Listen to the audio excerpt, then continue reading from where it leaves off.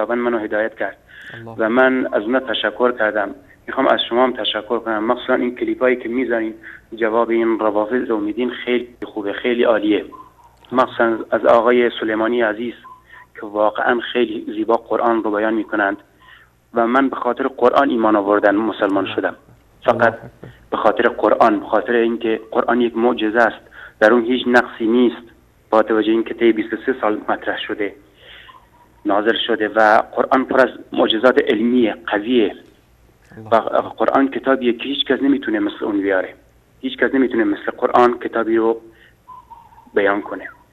من تحقیقات زیادی کردم در مورد ادیان مختلف مثل مسیحیت، من انجیل رو خوندم، مثل دیانت بهایی کتاب اقدس، کتاب ایقان، خیلی تحقیق کردم.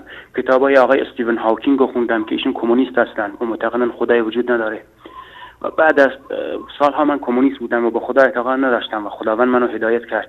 انشالله من همراه با شما عزیزان در بهشت رضوان کنار سیدنا محمد صلی الله علیه و سلم باشیم. خداوند انشالله شما رو در بهشت قرار بده برادران عزیز. خدا ازتون راضی باشه.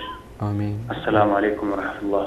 علیکم السلام و رحمت الله و برکاته. امیدواریم که الله سبحانه و تعالی به شما ثبات و پایداری نصیب بکنه در این راه.